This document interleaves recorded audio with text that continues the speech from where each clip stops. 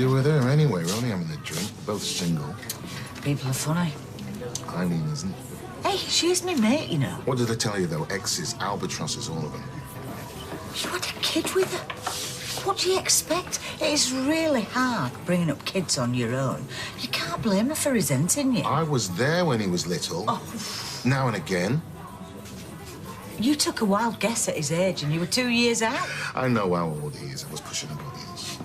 Well, do you know what? You're even worse than I thought. I can't do anything right today. What, you really starting on me as well? Maybe I should go behind the bar. No. No, when you've gone to all that effort, no. I wonder, do you think she still likes you? Eileen, she isn't stupid. Does that mean she does or she doesn't? I should have left them all to it. A phone call from Jason once a year. I should have settled for that. Not much, though, is it? You just got the one? 2. Other one's in Spain. The twins. Which do you like best? Varies from day to day. Is that Eileen's ex? Yeah, but she can't stand him. Didn't look that way to me. Should your mum even be holding on? It's a tricky one, that, innit? Dating your mate's ex. It's usually a no-no. We'd have to check the manual. I'd love to have a look at this manual. Who would I? So the big... Listen to this. I bought Michelle a present yesterday. What'd you buy her?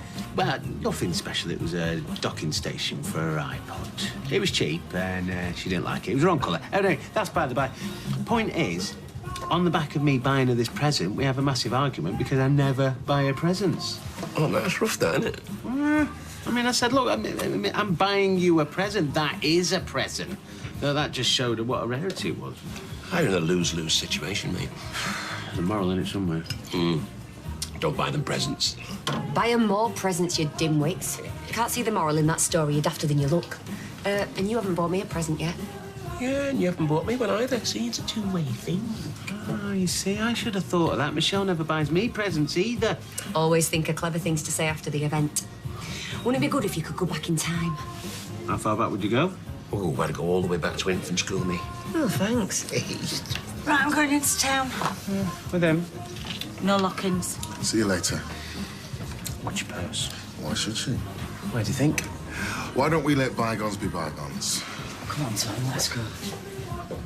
Hey, where do you stand on buying women presents? I used to buy my wife something every week. Every week? Like, usually just small things. Something I'd see that reminded me of her. A pair of earrings, maybe, or if, I'd notice she'd turn the corner of a page over in a magazine, I'd write down what she was looking at and, or whether it be perfume or shoes, I'd surprise her.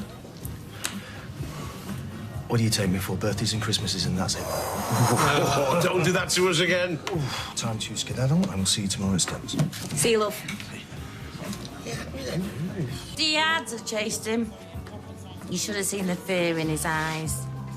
I would have sat him till the Rozzers come, but we had to make sure Maureen was OK. Who's Maureen? Keep up. She's the woman whose bag it was. She was shaking like a leaf, wasn't she, Sinead? I wasn't all. Bet you're a proud man, Kirky. Hey, damn right. Anyone right for another drink? She was a widow, this woman. Her husband was tragically taken from her. He was the love of her life. It was nearly taken from her again as well. She only kept his ashes in her bag. That's what I'm most proud of, I suppose. I can't stand the thought of her losing him like that. Or what was left of him. Half of him's up in Windermere where they had the honeymoon. They were happier times for Maureen. When you could walk the streets without fear. When there was no such thing as tucking your tracky bottoms into your socks. When you could leave your back door open day and night. Get yourself a bag of chips and still have change for the bus home. All she needs is a cape and a mask. The chief of police should have a phone on his desk with a hotline through to you. Or they could shine a searchlight in the sky. Stop it with your searchlights and your hotlines. Brave? Yes. Superhero? Nah. Did you mention another drink, Steve?